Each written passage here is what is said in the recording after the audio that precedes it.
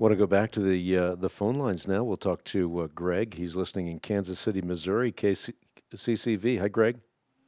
Hello, Hank. Thank you for taking my call. My pleasure. My question is related to revival. I heard you mention to another caller here earlier on the show. You had just mentioned the Azusa Street revival. I was just wondering, what characteristics constitute true revival? Well, I think I've often said this, that Reformation takes place in the pew and then revival takes place in the world. In other words, the culture is transformed, and that's what we're called. We're called as Christians to be cultural initiators, not cultural imitators, those who transform the culture. It's what Jesus Christ was talking about when he said that we are the salt of the earth, but if the salt loses its saltiness, how then can it be made salty again? It's no longer good for anything except to be thrown out and trampled by men.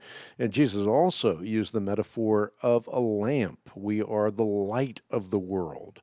But if you take the light and you hide it under a bushel, it doesn't give light to anyone.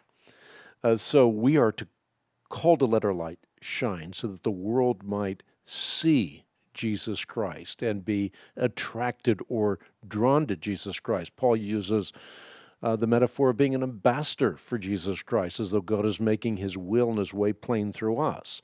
So we're called to be ambassadors. And ultimately, that's what leads to revival in the culture. So Reformation must first take place in the pew so that revival can take place in the culture.